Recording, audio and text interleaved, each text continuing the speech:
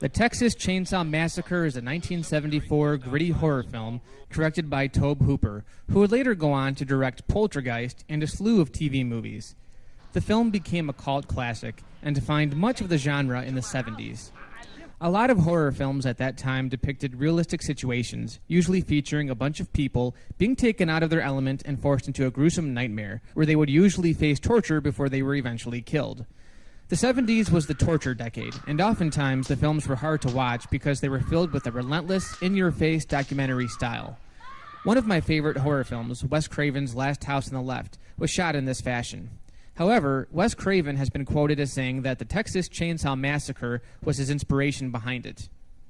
The story has a bunch of teenagers joyriding through Texas and getting hacked off one by one by a cannibalistic butcher called Leatherface, who got his name because he wears a mask of human flesh.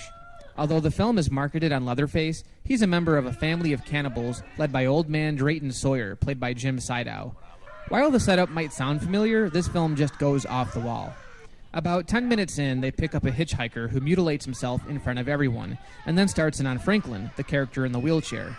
Then toward the end of the film, where it's just Sally against the cannibals, there's a lot of screaming, bizarre camera angles that are all over the place, and a haunting chase scene where Sally is pursued out onto the main roads by the hitchhiker and Leatherface. The middle part is like exploring a haunted house. The characters stop in the middle of nowhere to investigate a deserted-looking farmhouse, and without warning, Leatherface just shows up and starts knocking them out. It plays on our nerves. Unlike a traditional 80s slasher where we usually get a POV of the killer sneaking up on their prey, this one just has Leatherface randomly jumping out behind doors. And if you pay close attention, you'll discover that there's really not a lot of blood, but it somehow conveys what it has to in order to remain gruesome.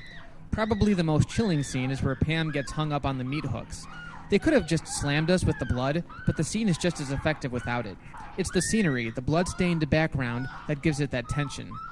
The characters are all pretty stock, and they don't have any memorable conversations, which is kind of a moot point for a horror film. They try to make us feel sorry for Franklin, but since they kill him off anyway, he's just more meat for the grinder. So given the film's overnight success, there was a sequel. Directed once again by Tobe Hooper, Texas Chainsaw Massacre 2 picks up right where the first one left off, where a couple of smart-ass kids get hacked to bits by Leatherface and his crew during a live radio broadcast. The disc jockey Stretch gets a visit from a sadistic cannibal named Chop Top, and then gets attacked by Leatherface in her own studio. In the meantime, Lieutenant Lefty Enright, and yes, that's Dennis Hopper, is investigating the death of his nephew and stumbles into the cannibals' underground lair. Like Gremlins 2, this sequel doesn't take itself as seriously as the first. Parts of it are oddly reminiscent of a comic book. It's more graphic and at times more disturbing. The villains are way over the top and it moves at a faster pace. This is more along the lines of a traditional slasher movie, although toward the end it takes a note from its predecessor and just goes haywire. It seems that Leatherface is developing a sadistic crush on his prey. In one scene he practically Stretch's leg with a chainsaw. And even though it's pretty cartoony, there are some unnerving scenes, like here where Leatherface forces Stretch to wear the torn-up face of her ex-coworker. It's more fun to watch than the first movie, which is why I like it more, but it really didn't break any new ground like the original. So a few years passed, and now New Line was looking to acquire some franchises. In an attempt to make the series more mainstream, they released Leatherface, Texas Chainsaw Massacre 3, directed by Jeff Burr. It's more or less a rehashing of the first film where a couple makes their way across Texas and finds themselves at the hand of a family of cannibals.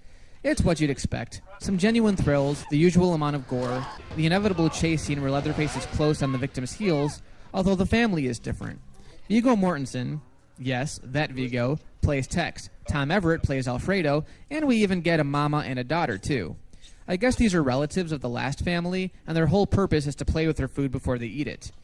Everyone dismisses this one because it is a little more mainstream, and even though it's not bad, it doesn't add anything. It's got a few good scares, but you'd be better off just watching the original. For the sake of argument, there are two versions of this movie, the theatrical and the uncut version, but there aren't a lot of differences between the two. The one big difference is that in the theatrical cut, Benny is seen getting killed by Leatherface and still manages to come back toward the end. That's a pretty big continuity flaw, guys. So those were the three Leatherface movies I knew about growing up. The one that kind of lingered in the shadows was 1994's Texas Chainsaw Massacre: The Next Generation. I didn't even know about this until I saw it one night on cable. It was actually the first Leatherface movie I saw, and despite its horrendous reputation, it was actually kind of scary for the time. I knew next to nothing about Leatherface, so when I saw him chasing the girl through the woods and screaming as he jabbed at her with the chainsaw, my heart was pounding. I mean, Jason never made that much noise.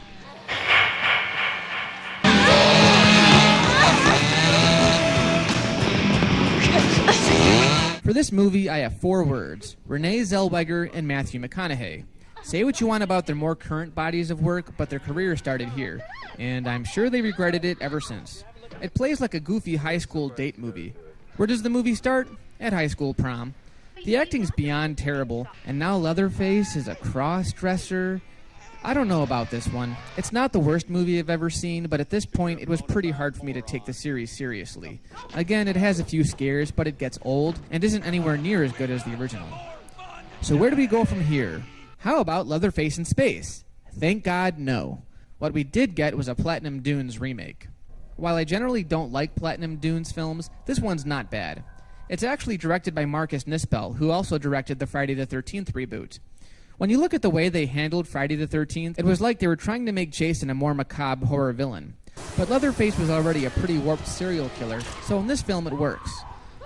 It isn't a scene-for-scene remake, but it's the same general idea. It still takes place in the 70s, and you have a bunch of kids who get hijacked by a bunch of cannibals out in the middle of nowhere. It's the same basic setup, although there's a little more pizzazz to it. That's the one thing that seems to plague these current remakes, is that they try to glitz up everything. It looks too polished.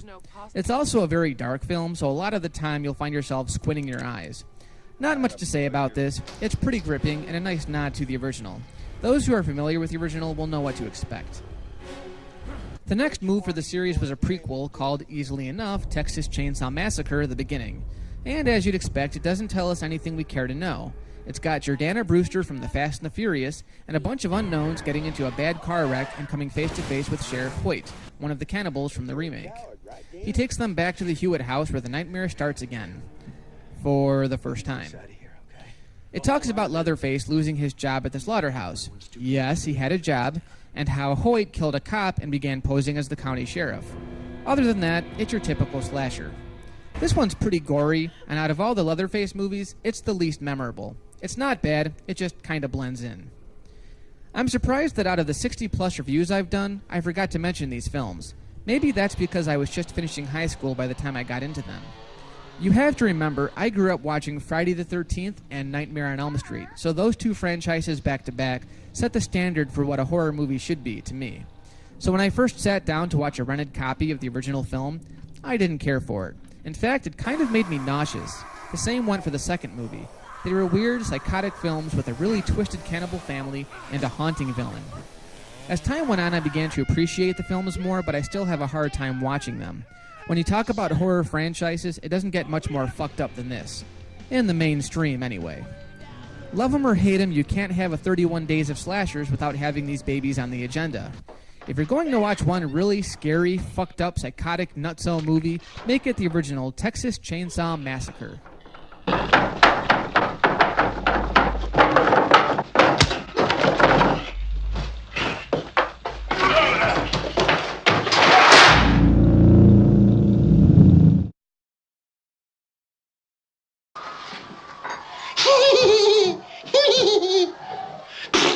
Come on, Franklin. It's gonna be a fun trip.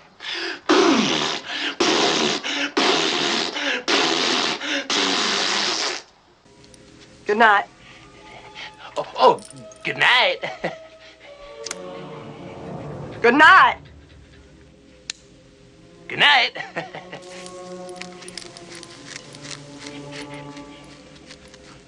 Good night. Good night. There's roadkill all over Texas. Got that right. Nothing. No, he's out there with a chainsaw. No. No, he had a chainsaw. He was chasing me with a chainsaw. Listen here, it's just...